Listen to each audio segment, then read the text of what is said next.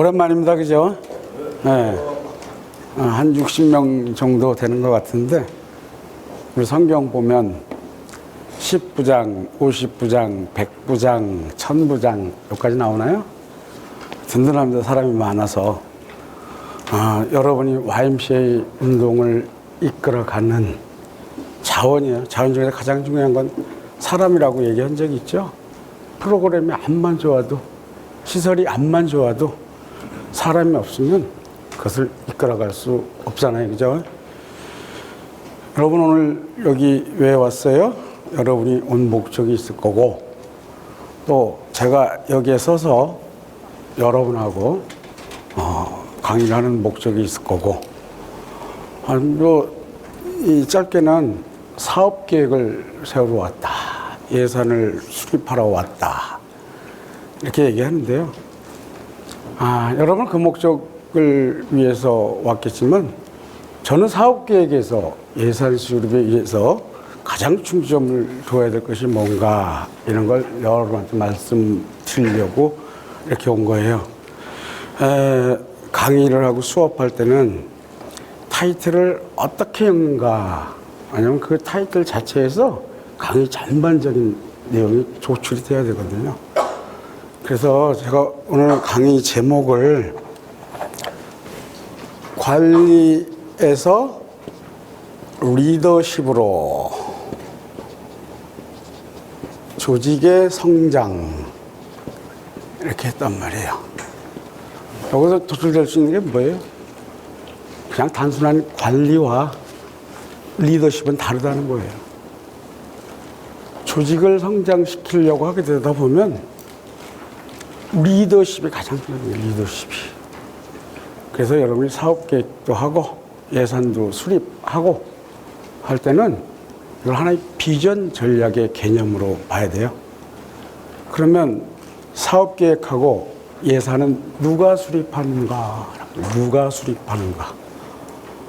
제 개인적인 생각을 말씀드리려고 하는 게 아니고요. 많은 학자들이, 제가 수업을 하면서 현대 경영학의 그루, 이렇게 얘기하죠. 그루. 여러분 들어봤을 거예요. 그루라고 하는 건 사실 영어예요. 그루. 그루. 이게 뭐냐면 대가다라고 해요. 대가. 현대 경영학의 대가다. 현대 경영학의 스승이다. 현대 경영학의 전문가다라고 하는 거죠. 그죠? 많이 얘기할 텐데요. 이 세 개의 석학들이 얘기를 해요. 리더가 세워야 된다. 누가 얘기하냐?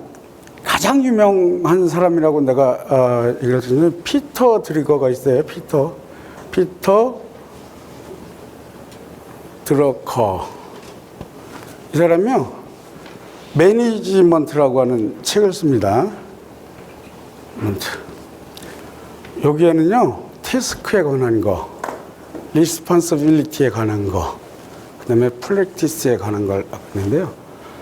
리더의 첫 번째 책임은요, 그 조직의 목적을 정의하는 것이고, 그 목적을 이행하기 위한 계획, 자원 배분, 이것을 결정하는 것이다. 사업계획과 예산을 말하는 겁니다. 제가 요 근래에 가장 감명 깊게 읽었던 책 중에 제임스 꾸제스와 베리 포스너가 쓴 The Leadership Challenge라고 하는 게 있어요. 여기는 어떤 내용이 나오냐면, 훌륭한 리더는요, 조직의 미래를 생각하고 구체적인 목표를 써서 실행 계획을 수립하면서 사람들을 결집시키는 결집. 공동체가 목표를 달성하려고 하게 되면, 목적을 이루어 가려고 하게 되다 보면 그 구성원이 공동의 이념, 공동의 가치 갖고 모여야 되잖아요. 그죠? 그것을 얘기한 것이 바로 꾸제스와 포스너다라고 하는 겁니다. 존 코터가 얘기해요. 이 존 코터는 뭐라고 얘기를 하냐면, 전략적인 비전, 계획, 이것은 리더의 본질적인 기능이다.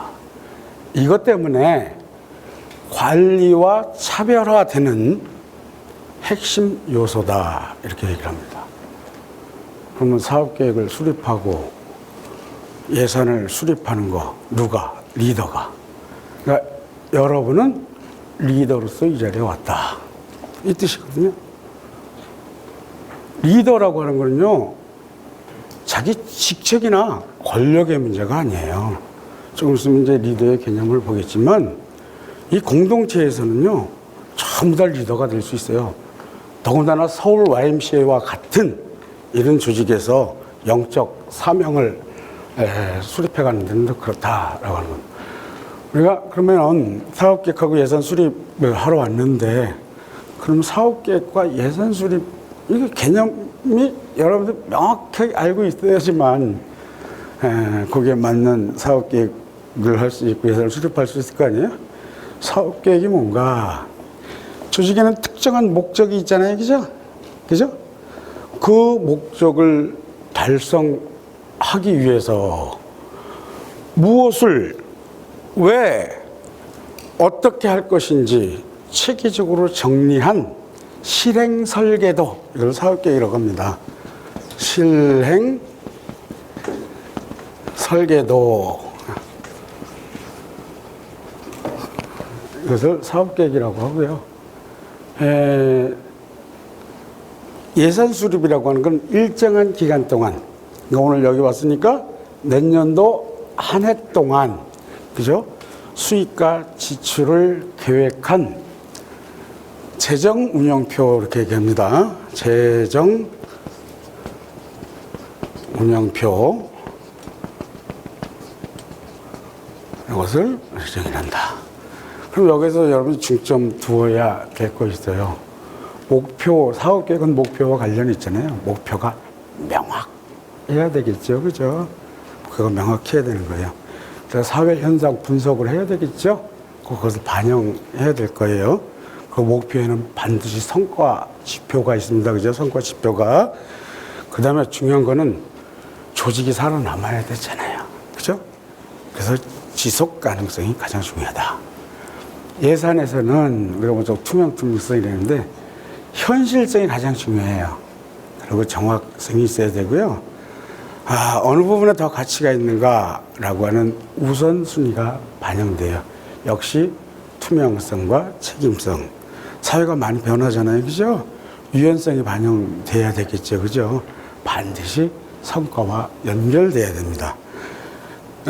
이것이 워밍업이고요. 여러분 리더로서 이 자리에 왔으니까 나는 하나님의 쓰임을 받는 중요한 존재다라는 그 인식 속에서 오늘 임해 주시면 내년도 사업계획이 우리 조직의 성장에 큰 미끄럼이 될 수 있도록 그렇게 한데, 그러면 리더가 뭔가라고 하는 게 문제겠잖아요. 그죠? 리더의 개념에도 우리가 한번 보면 두 번째, 리더의 어원이 있으면서 여러분 한번 볼 거고요. 그럼 정확하게 개념은 뭔가라고 하는 거예요. 개념은. 그죠? 리더의 어원. 먼저,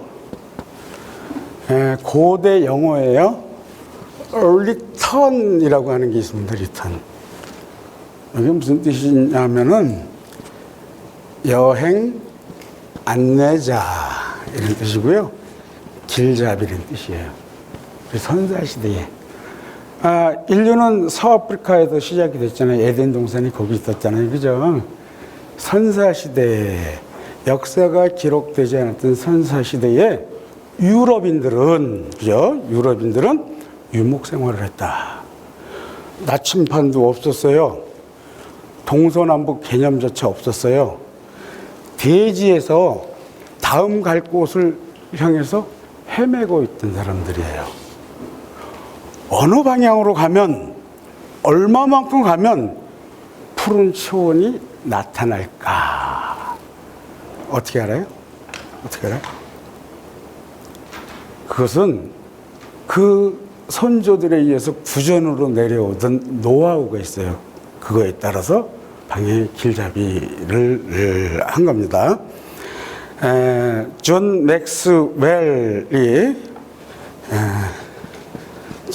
맥스웰이라는 학자가 더 21가지 irrefutable laws of leadership. 요 의미는 빼고요.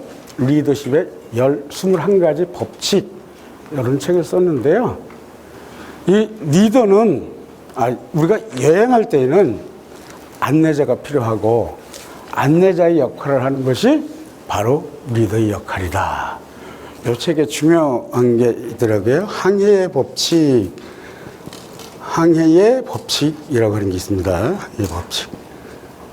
우리가 영어로 하게 되면 Law of Navigation. 그런데 내비게이션이 뭐예요? 항로를 찾아가는 걸 내비게이션. 우리가 인터넷에서 웹브라우징 하잖아요. 그죠? 웹브라우징. 네이버. 이 많은 사람들이 네이버 하게 되다 보면 이게 이웃이라는 개념인가? 아니에요. 내비게이션에서 나온 말이에요. 그죠? 그래서 우리가 검색 엔진이 되잖아요. 네이버가. 여기에서 리더라고 하는 것은 길을 아는 사람이다. knows the way.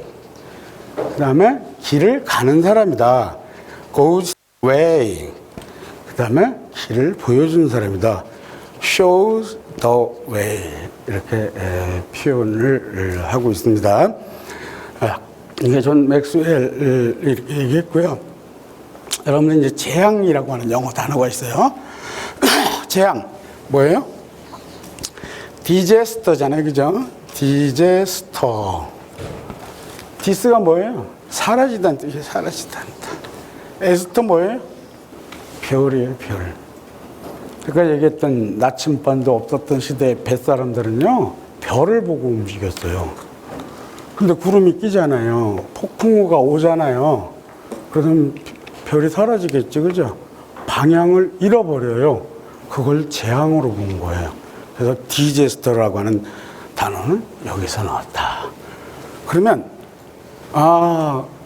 이 리더라고 하는 개념은 어떻게 이루어졌냐? 그래서 리더의 개념을 정확하게 볼 건데요. 리더라는 개념. 또 이제 다른 단어하고 또 비교 분석하게 되면 리더의 개념 그대로 나오겠죠, 그죠? 리더와 관리자는 어떻게 틀린가? 리더와 리더십은 어떻게 틀린가라고 하는 거예요. 그래서 리더의 개념. 리더가 뭐예요, 리더? 리더의 개념. 보통 리더의 개념을 그렇게 얘기합니다. 리더 하게 되면 조직에 대한 영향력, 사회에 대한 영향력, 임팩트, 이런 것들 많이 또 올리게 되는데요. 개인이든 집단이든, 그죠? 개인이나 조직에 영향력을 행사하여, 그죠?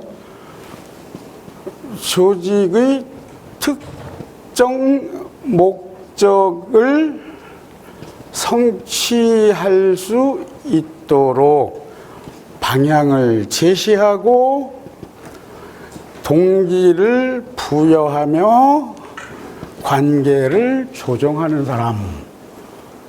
이것을 리더라고 해요. 가면서 관리자에 대비해서 리더의 개념을 얘기를 했고요. 리더십에 대해 비교해서 얘기를 할 텐데요. 이게 다 다른 게 뭐냐면 개념을 비교하기 위해서. 더군다나 여러분들 말씀드릴 수 있는 것은 뭐냐면 워렌 베니스라고 하는 사람이 리더스라는 책을 썼는데요. 리더와 리더 개념을 850개 이상 찾아냈다. 이렇게 얘기를 하거든요. 일본 교수 중에서 아키히사라고 하는 교수가 있어요. 아키히사라고 하는 교수가 있는데 이 사람은요, 리더의 특성을 설명하는데 리더는요, 사람들의 열정을 끌어내고 목표를 향한 주위의 협력을 주기 위해서 모두의 공통 목적이죠. 그것을 달성하도록 확실한 결과를 도출한다. 확실한 결과를 도출합니다. 여기까지만 봐도 리더라고 하는 거는 영향력이 가장 중요하고 사람들을 끌고 다니고 동기를 부여해야 되고 비전으로다, 그죠? 나가야 되는 걸 여러분 알 수가 있을 거고요. 그러면 리더와 관리자는 어떻게 틀린가라고 하는 거죠. 리더와 관리자. 우리 조직에도 있잖아요.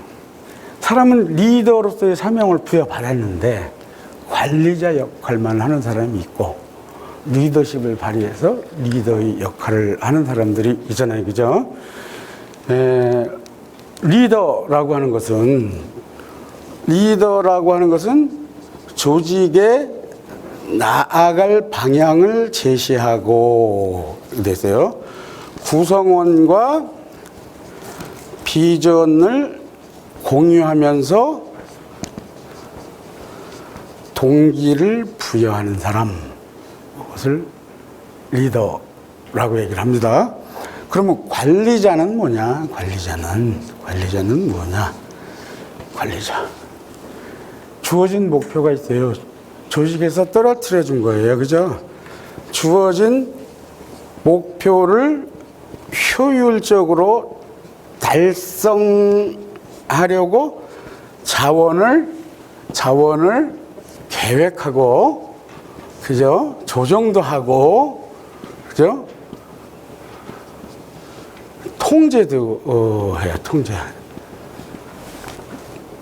더 명확하게 구분하기 위해서 리더는요, 권위 여기에 얽매이지 않고요, 영향력에 초점을 갖고 있기 때문에 바른 시각을 갖게 돼요. 관리자는요, 어떤 규율에 의한 절차, 구조, 여기에서 성과를 확보하는 데만 급급하단 말이에요. 리더는요, 조직의 본분이 뭔가, 조직의 미래를 어떻게 이끌어가야 되는가, 여기에 초점을 맞추고 있거든요. 그렇지만 관리자는요, 조직이 기계적인 기능이 있어요. 이것을 원활하게만 돌아가게 하면 된다는 거예요. 리더는요, 추종자가 있어요. 그래서 그 리더는요, 그 추종자들과 함께하는 그 시간을 많이 즐깁니다. 관리자는요, 혼자 일하는 거 좋아하잖아요. 그 다음에 대인관계가 별로 좋지 않게 되면요, 리더로서의 역할이 부적합해요. 우리가 영어에서 하나를 힌트를 얻게 되면, 리더는요, 뭘 하는 사람이냐면 doing the right thing, 올바른 것을 하는 사람, 이것을 리더다, 이렇게 얘기를 하거든요. 그럼 관리자는 뭐냐? 관리자는 doing, 뭘 하냐? things, 이게 things right, 일을 올바르게 하는 거예요. 올바른 것을 하는 것과 일을 올바르게 하는 것은 천국과 지옥처럼 엄청나게 차이가 나는 거거든요. 그죠? 그러면 리더십과 리더, 이거는 어떻게 다른가? 우리가 리더는요, 조직에 나아갈 방향을 제시하는 거예요. 조직에 앞장서서 이끄는 사람으로서 조직이 나아갈 방향을 제시하는 사람, 그것을 리더라고 하고요. 리더십은 그 리더의 역할, 그죠? 그것을 실행해 가는 과정, 그 다음에 능력, 스타일, 이것을 포함한 영향력, 이것을 리더십이라고 한다. 이 리더라고 하는 말을 쓴 것은 오래되지는 않아요. 리더라고 문헌에 나타나기 시작한 것은 14세기 무렵이라고 얘기를 하고요. 그때 뜻은 군대의 지휘자였다, 무리의 대표자였다, 이렇게 하고요. 15세기에 이르니까 조직이나 종교, 사회, 집단, 그죠? 그것을 이끄는 사람을 리더다, 이렇게 얘기를 했단 말이에요. 그러면 리더십이라고 하는 것은 언제냐? 1821년에 영국 옥스퍼드 잉글리시 딕셔너리라고 하는 게 있어요. 옥스포드 영어 사전. 이게 보게 되면 1821년에 찰스 위니 그 편지에 처음 썼다고 그렇게 얘기를 해요. 물론 학자에 따라서는 17세기, 그러니까 1600년 전후가 되겠죠, 그죠? 그때 사용한 흔적이 보인다 이렇게 얘기를 하지만 일반적인 이론은 19세기 초중반서부터 리더십의 개념을 사용을 했다. 근데 20세기에 와서 어떻게 돼요? 기업 경영이나 그죠? 조직 이론, 종교학, 교육학, 심리학 이런 데서 전반적으로 사용하게 된 게 바로 리더십이다라고 하는 겁니다. 그러면 리더는 어떻게 등장하는가라고 해요. 리더의 등장과 그죠? 등장과 역할이 뭘까? 그죠? 관리자가 되지 않고는 리더십은 어떤 역할을 해야 되는가라고 하는 걸 알아야 되겠죠. 리더는 어떻게 등장하는가? 일반적으로 학자들은요, 이게 리더가 개인적 역량 때문에 되는 것이냐, 아니면 훈련, 교육, 뭐, 이렇게 해서 길러지는 것이냐, 이렇게 얘기를 하잖아요. 근데 일반적으로 리더는요, 개인적 역량과 교육의 산물이다. 이 두 가지가 합쳐진 거다. 이렇게 얘기를 하거든요. 이렇게. 화두가 있어요. 리더십의 등장에 대해서. 화두. 하나는 뭐냐면, 리더는 타고나느냐, 리더는 길러지거나 만들어지느냐라고 하는 거겠죠. 그죠? 나중에 결론을 한번 내려볼게요. 그죠? 그 다음에 또 하나는 뭐냐면, 리더가 역사를 만들어 가는가, 역사가 리더를 만드는가, 많이 들어봤죠. 그죠? 바로 이제 그런 게 이제 화두가 되고, 거기서 리더 역할에 대한 정확한 개념을 우리가 할 수 있잖아요.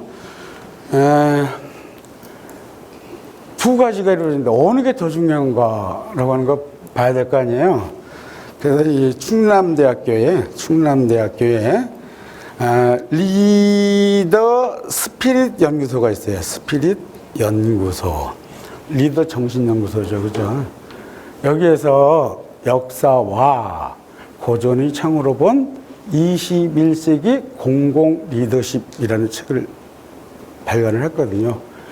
여기에 서문을 보게 되면요, 훌륭한 리더의 등장과 활동, 이것은 개인적 역량이 발휘된 것이기도 하지만 더 근본적으로 그가 속한 사회, 그 사회에서 진행된 교육의 산물이다. 어디에 중점이 있어요? 교육에 중점이 있다라고 하는 것이죠. 그죠? 그럼 리더는 어떻게 교육시켜야 되는가라고 하는 리더의 교육을 문제로 들 리더의 교육. 첫 번째, 교육 필요성.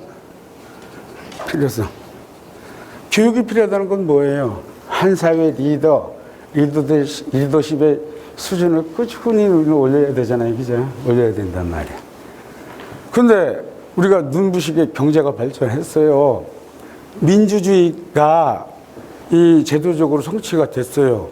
근데 이 사회의 오피니언 리더 그룹, 또 이 기득권층 계속 비판받고 있잖아요. 그죠?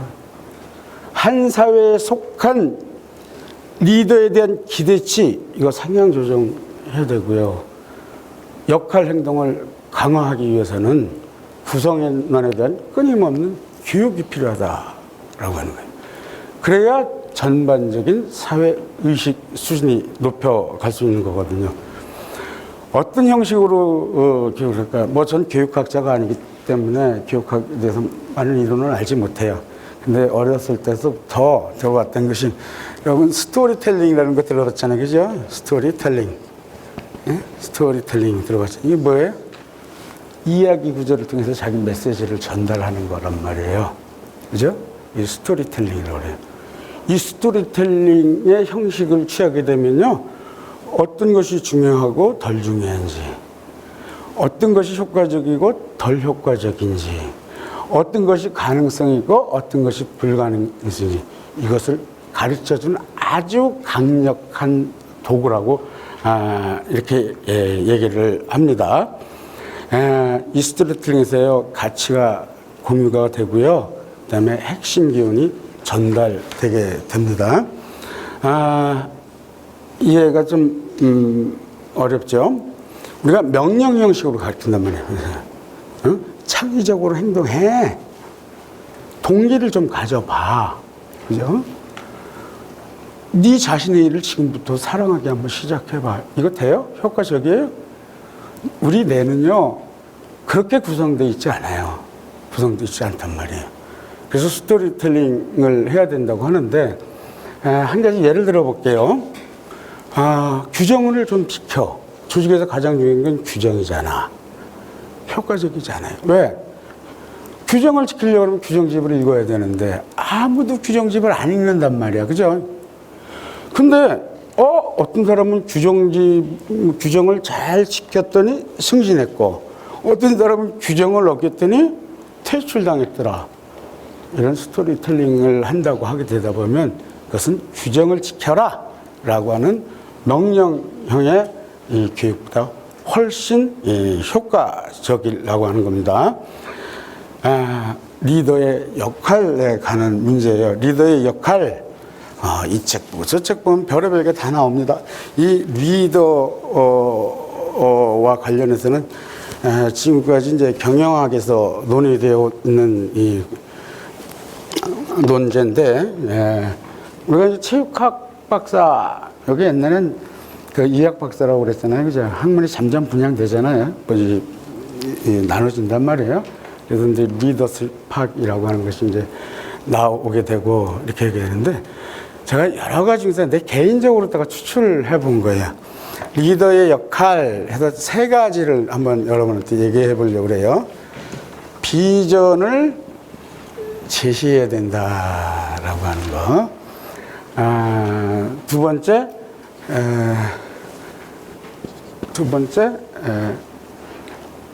잠깐만요. 미래를 예견할 줄 알아야 된다. 이렇게요. 미래 예견해야 된다. 그 다음에 관계에 충실해야 된다. 우리가 우리 조직을 운영해 가면서 제가 필요하다고 하는 걸 세 가지 추려 보거든요. 비전이라고 하는 게 뭘까요? 비전. 뭐 이거 학자에 따라서 다양하게 정리가 될 수 있잖아요. 제가 추출해 낸 개념은요, 조직의 미래다. 이렇게 얘기를 해보거든요. 조직의 미래. 비전이라고 하면 조직의 미래이다. 어떤 학자는 그러네요. 조직의 탁월성, 장기적 성장으로 몰아가는 엔진이 바로 비전이다. 성장 동력이라고 하는 거죠. 그렇죠? 여기서 강조하는 건 뭐예요? 비전이 있어야 그 조직은 성장해 간다. 어렸을 때부터 너는 비전이 있냐, 너는 꿈이 있냐 물어보잖아요. 그래서 어린이들한테 아니면 어느 정도 성장한 인생한테 꿈이 있어? 라고 물어봤는데 10초 안에 대답 못하게 되면 그 사람은 꿈이 없는 거예요. 근데 꿈과 비전은 어떻게 다른가? 꿈이라고 하는 거 그냥 열망이잖아요. 그죠? 열망이 반영된 내면적 동기와 희망. 우리가 꿈 이렇게 얘기합니다. 그렇지만 비전은 달라요. 대단히 체계적이에요. 상세한 목표를 가진 실현 가능한 전략과 계획, 이것을 바로 비전이라고 얘기를 합니다.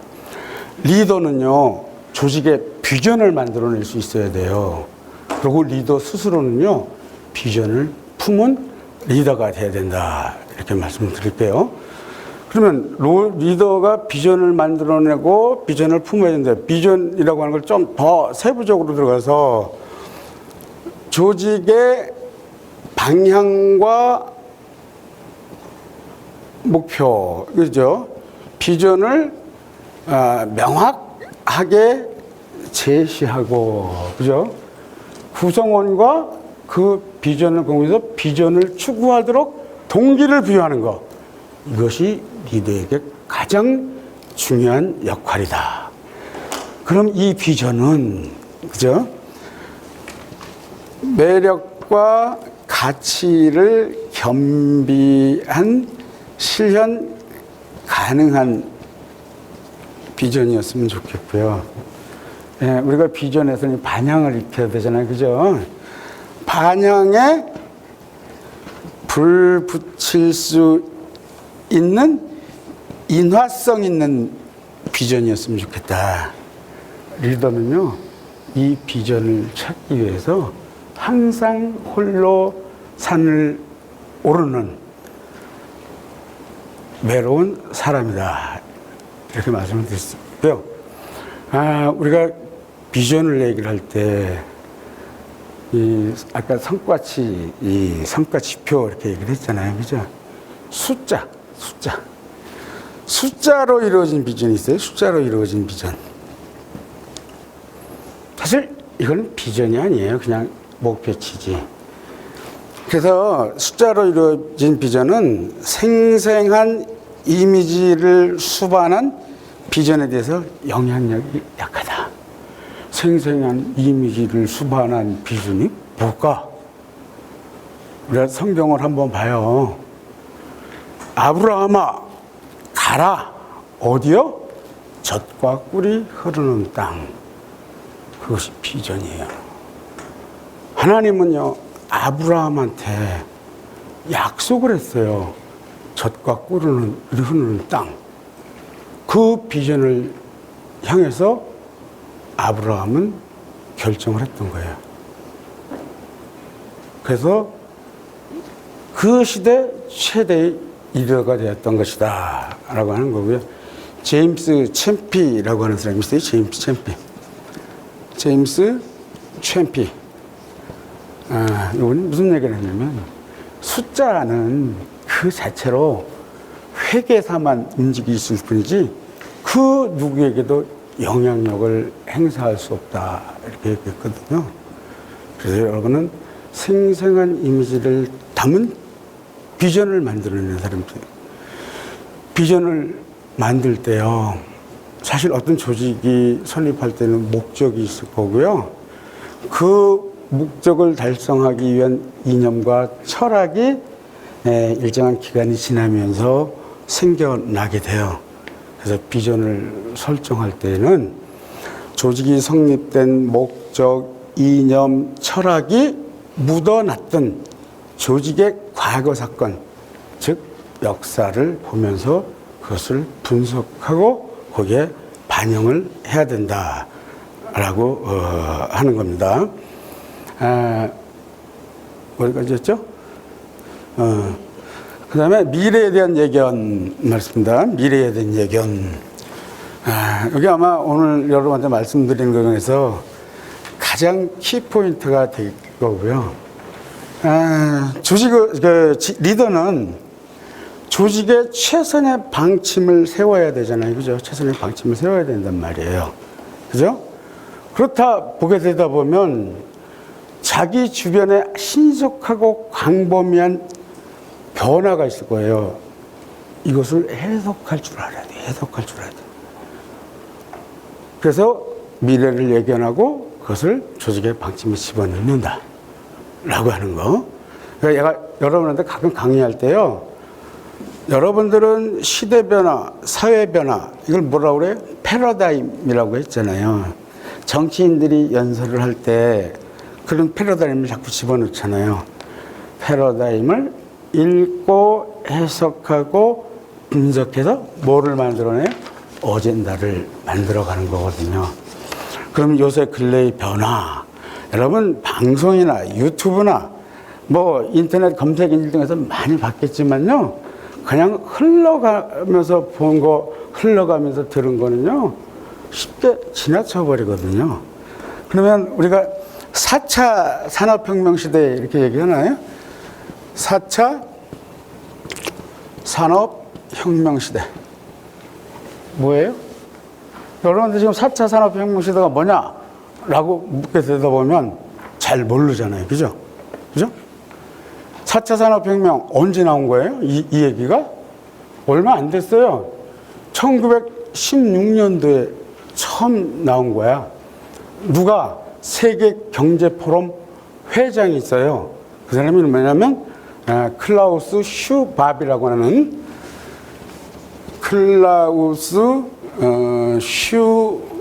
슈밥이라고 하는 세계경제포럼의 회장. 이 사람이 책을 써요. 뭘 써요?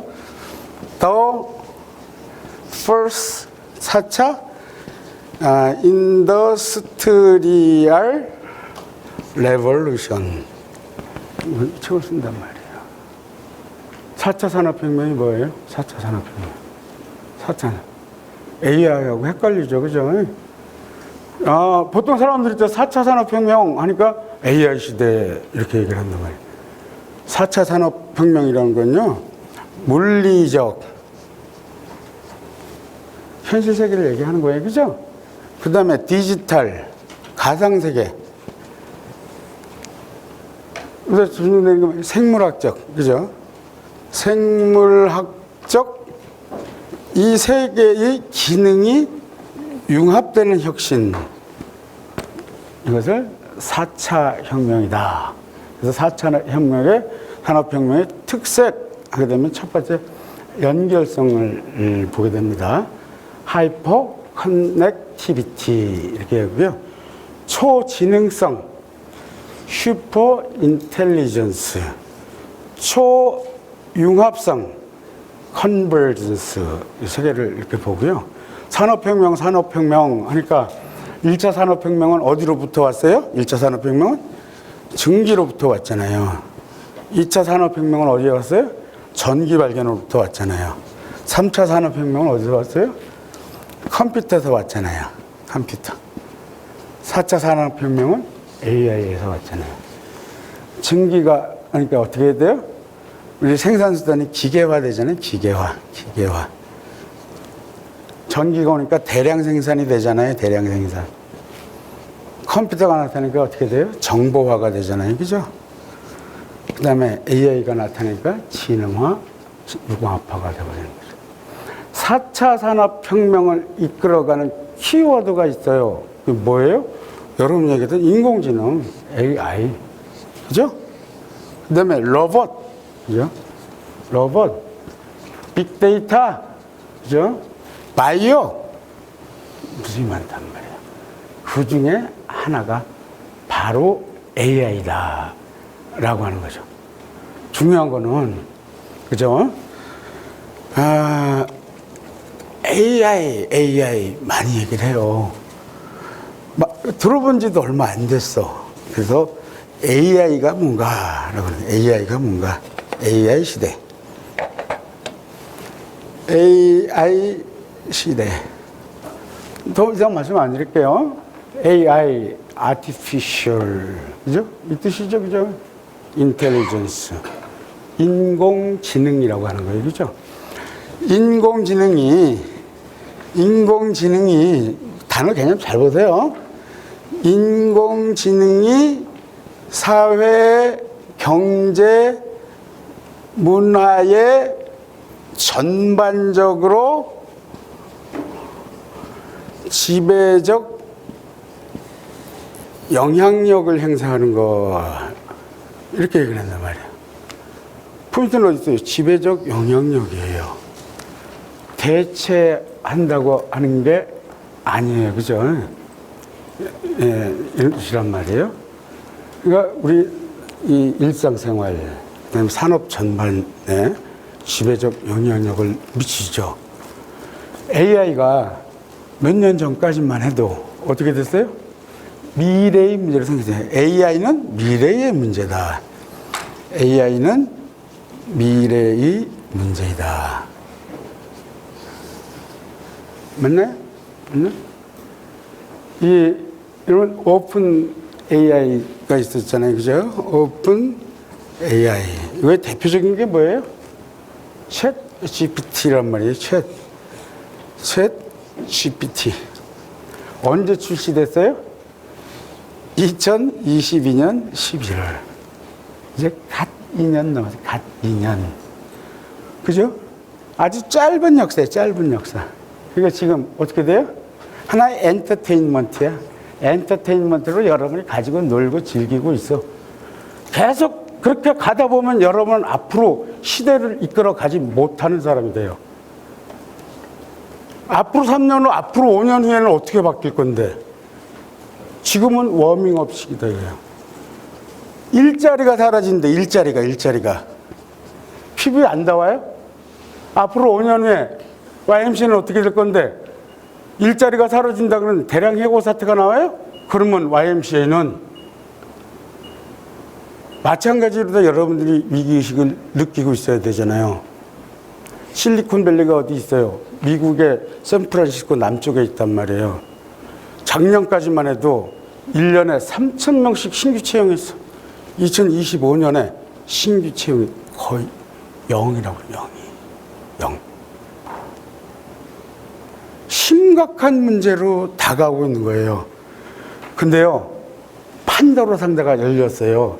지금 AI 시대 아니야. AGI 시대야. AGI. Artificial General Intelligence. AGI 뭐예요? 범용 인공지능이에요. 범용 인공지능. 범용 인공지능. AI, 인공지능은 이제 특정 분야의 도구가 아니라고 하는 거예요. 우리의 일상생활, 산업 전반을 재편하는 핵심 인프라로 등장한 거예요. 이 범용 인공지능이 인간의 능력을 대체하고 있다. 특별히 사회경제적으로 의미 있는 대부분의 지능을 대체하고 있다. AI가? 그래, AI는 가능할 수도 있어. 그렇지만 이 기계 하나가 어떻게 인간의 모든 기능을 대체할 수 있을까? 의문이었잖아요. 근데 현실로 다가오잖아요. 지금요, AGI 경제학이라고 하는 게 있어요. AGI 경제학. 그 다음에요, AGI는요, 새로운 자본주의라고 얘기를 합니다. 우리가 오픈 AI의 CEO가 누구예요? 오픈 AI 샘 알트만이잖아요. 그죠? 샘 알트만이란 말이에요. 샘 알트만이 무슨 얘기를 해요? 샘 알트만이 AI는 하나의 도구이다. 인간이 사용하는 도구인데 AGI는 새로운 자본주의다. AI가 진화가 되잖아요. AGI 시대가 도래하게 되잖아요. 노동력 없이 생산 가능한 시대가 돌아온단 말이야. 자본만으로 생산한단 말이에요. 기본적으로요, AGI 시대가 오게 되면 경제 성장이 20%에서 30% 올라간대. 근데요, 과거에는요, 경제가 성장되고 생산성이 올라가잖아요? 그래서 어떤 일이 벌어졌어요? 자본이 필요했고요, 노동력이 필요했어요. 근데 이제 노동력이 필요가 없대요. 우리가 1995년도죠. 컴퓨터가 막 나왔을 때, 예, 제레미 립킨 무슨 책을 썼어요? 노동의 종말이라고 했어요, 그죠? The End of Work. 분석이 빗나갔죠. 노동이 없어지지 않았죠. 근데 AI 시대는 달라. 여러분이 아직 피부로 느끼지 않지만 화이트 컬러의 40%가 없어진다. 40%. 그거 어떻게 살아요? 수익이 없잖아. 기본소득 이것이 좌파에 뭐라고 얘기했던 적이 있죠. 그래서 기본소득으로 살아갈 수밖에 없는 그 시대. 국가가 보호해줘야 되는 그 시대가 곧 돌아온단 말이에요. 그러면 X세대, Y세대 들어봤어요? X세대가 뭐예요? Y세대가 뭐야? 그러면 지금은 무슨 세대야? 아는 사람? 지금은? 응? 지금은 무슨 세대예요? Z까지 다 갔어, 그죠? 예? 여러분 베이비 부모 세대 들어봤잖아, 베이비 부모 세대.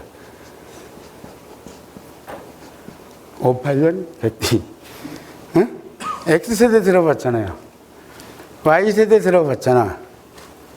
Z세대 들어봤잖아. 베이비 부모 세대는 뭐예요? 1965년 이전. 58년도 후반, 50년대 후반에 아주 인간의 생산성. X세대는 뭐예요? 1965년부터 1980년. 아날로그와 디지털 세대를 다 경험하게 되는 거예요. 그죠? 내가 바로 X세대예요. Y세대. 1981년서부터 1996년. 아주 디지털을 누렸어. 그죠? SNS, 이거. 그죠?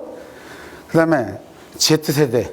1997년서부터 어디요? 2010년까지. 디지털 네이티브예요. 태어난 것부터 디지털하고 살았어. 근데 지금은 끝났잖아. 그죠? 2010년 이후로 뭐라고 그래? 이제 다시 들어가서 알파 세대라고 그래. 알파 세대. 이 알파 세대는요, 태어나고 나서부터 경쟁도 못 해봤어. 아직도 배우고 있는 상태의 사람들이야. 근데 인공지능하고 경쟁을 해야 돼요. 우리 리더들은요, 현실만 생각해서는 안 되잖아요. 미래도 생각을 해야 된단 말이에요. 응? 그것을 AGI 세대다 이렇게 얘기한단 말이에요. 디지털 에리스토크래시, 디지털 귀족이 있어요.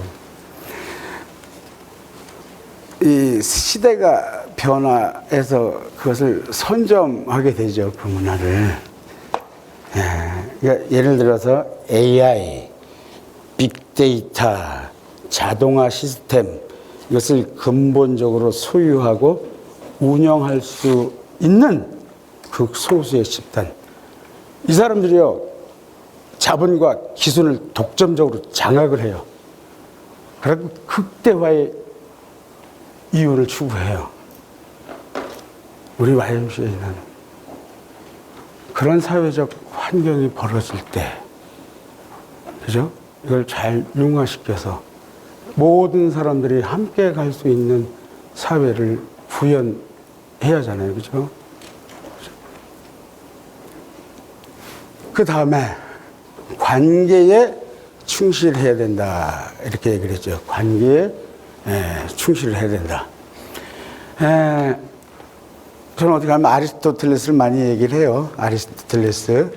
아리스토텔레스. 기원전 4세기에, BC 4세기에 서술하는 게 하나 있죠. 정치학. 일명 폴리티카. 여기 뭐예요? 인간은 본능적으로, 본질적으로 뭐예요? 사회적 동물이다. Man is by nature a social animal. 인간은요, 고립된 상태로 완전한 삶을 추구할 수가 없어요. 공동체에서 보다 높은 가치를 실현할 수 있고요. 인간다운 삶이 되는 거예요. 사회적 동물에서 무리 내에 그냥 존재하는, 거주하는 그런 의미가 아니고요. 그러니까 말과 이성, 철학적으로 로고스라고 그랬잖아요. 말과 이성을 통해서 스스로 적극적으로 공동체를 형성해 가는 거예요. 그리고서 정치적 활동을 한다. 이렇게 되어 있습니다. 제가 이 재단 사무 능력을 좀 높이기 위해서 그 관련된 사람을 교육을 하다가요. 리더십은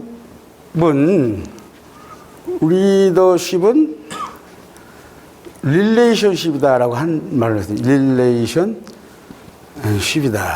이렇게 얘기한 적이 있거든요. 근데 그 말을 하고 나서 2개월 후에 아까 얘기했던 구제스 포스너가 쓴 더 리더십 챌린지 그 외국 서적을 딱 보다 보니까 18페이지에 뭐라고 하냐면 리더십 is a relationship이다. 아주 큰 글씨로 딱 타이틀이 나와 있더라고요. 저도 깜짝 놀랐거든요. 그래서 현 시대에서는 관계적 리더십, 리레이셔널 리더십이 상당히 중요한 문제로 등장한다라고 하는 거거든요.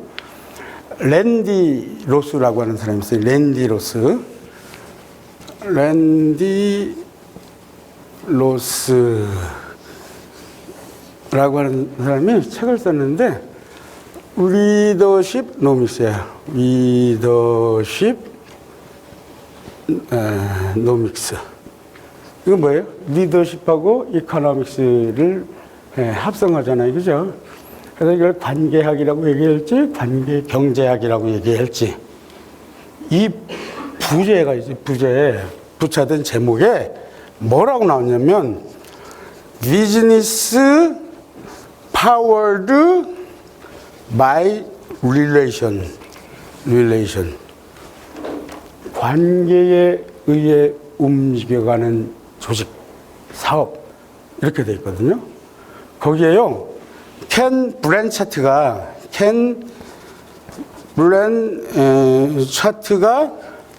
서문을 썼는데요. 리더십은 본질적으로 구성원을 서로 연결하고 협력을 추구하도록 엮어주는 것, 그것이 리더십의 본질이다. 이렇게 얘기를 하거든요. 리더십의 본질이다. 이 사람이 이런 얘기를 한 거고요. 그래서 우리가 대인관계에 리더로서는 신경을 써야 되는데 자기개발의 함정이라고 하는 게 있어요. 자기개발의 함정. 그건 뭐냐면 누구나 성장하고 싶은 욕구는 있어요. 그러나 방법을 알지 못해요. 근데 쭉 읽다 보니까 관계가 견고하지 않은 사람은요, 자기 자신을 과대평가하는 경우가 있고요. 과소평가, 더 나아가서는 자기 비하하는 경우가 있대요. 그래서 자기 성찰 없이 자기 망각에 빠지게 되다 보면 어떤 말이냐, 아예 자기 자신이 아니라 타인의 변화를 유도하려고 하는 시도가 동반된다, 이렇게 얘기를 하거든요.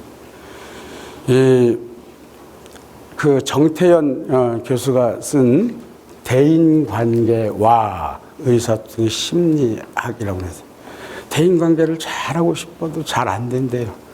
대인관계의 특성을 모르는 거예요. 자기 입장에서, 자기 경험에서 자기 중심적으로 상대방을 바라보려고 하기 때문에 문제거든요. 시간이 점점 흘러요. 저도 얼마만큼 얘기할까 이렇게 왔는데 한 70% 정도 왔는데 벌써 시간이 거의 1시간 된 것 같아요. 그죠? 그래서 그 다음 챕터 있어요. 사업 예산 전략에 관한 몇 가지 제언. 조직은요, 성장 잠재 이렇게 어느 조직이나 다 있거든요. 근데 성공 사례 때문에 오류를 범하는 경우가 있고요. 수요와 공급의 원칙에 의해서 오류를 범하는 경우가 있어요. 또 이미 준비된 자원 때문에 오류를 범하는 경우가 있거든요. 그 내용 제가 자세히 써놨으니까 여러분들이 논의하면서 이렇게 읽어보시면, 그래서 이 챕터에서는 제가 여러분께 언제 또 말씀드릴 때가 대단히 중요한 얘기인데, 그 실무 현장의 일이기 때문에 나보다는 여러분들이 더 잘 알 거라고 생각을 해요. 그러면 마지막을 보면서 제가 여러분에게 딱 두 가지만 얘기를 말씀드릴게요. 우리가 성경을 보게 되면 우리 영적 기관이니까 다 리더들의 얘기예요. 박승효 목사가 하나님이 쓰신 사람이라는 책을 썼어요. 이거는 구약의 아브라함부터 10명, 신약의 베드로부터 5명을 발췌해서 그 사람들 리더십부터 썼고요. 그 리더십이 오늘날의 공동체, 특히 영적 공동체에서 어떻게 이해하고 어떻게 배워야 되고 그 활동에 어떻게 반영해야 될까라고 하는 내용들을 담아놓고 있거든요. 근데 여기 서문을 보니까요, 리더는 타고나는 것이 아니라 만들어지는 것이다, 이렇게 돼 있어요. 누구나 리더가 될 수 있다. 훈련받으면 더 좋은 리더가 될 수 있다, 이렇게 써 있었거든요. 여러분은 이미 리더이기도 하지만 더 성장 가능성이 있는 리더라고 저는 보거든요. 여러분은 영적 기관의 리더로서 우리의 비전을 생생한 이미지, 그것도 하나님이 약속한 이미지에 담아서 우리의 나아갈 방향, 그걸 세워야 되고 계획을 세워야 된다라고 하는 겁니다. 그 다음에 리더십에서 가장 다른 게 변혁적 리더십이라고 했거든요. 제가 타이틀을 관리에서 리더십으로 이렇게 얘기했잖아요. 이 변혁적 리더십이라고 하는 것은요, 그냥 단순히 관리에만 머물지 않는 새로운 비전과 가치를 제시하고 구성원의 동기, 열성, 이것을 창의성, 이런 것을 끌어낼 수 있는 사람, 그것을 변혁적 리더십, 이렇게 얘기거든요. 사회 환경이 많이 변하잖아요, 그죠? 급격한 변화, 불확실성이 지배하는 사회가 되잖아요. 사회 갈등이 있어요. 불안이 있어요. 이게 점점 심화되는 환경에 있잖아요. 기후위기 가운데 지속 가능성에 대한 요구가 더 커지는 환경이잖아요. 그죠? 그 다음에 이 공동체의 도덕적 권위가 무너지고 있는 환경이에요. 비영리법이나 우리처럼 이 공공 영역의 책임이 확대되는 그런 환경이잖아요. 이런 환경에서 여러분이 조직을 새롭게 이끌어 가려고 하게 되다 보면 아까 얘기했던 성공의 사례나 이 수요와 공급에 의한 거나 그 다음에 그 준비된 자원, 이 모든 것을 탈피해 갖고 새로운, 그죠? 새로운 조직의 틀을 짜야 된다라고 하는 겁니다. 여러분들이 해 주실 거라고 믿고요. 여러분께 열심히 토론하고 논의해 달라고 부탁하면서 강의 마치겠습니다. 감사합니다.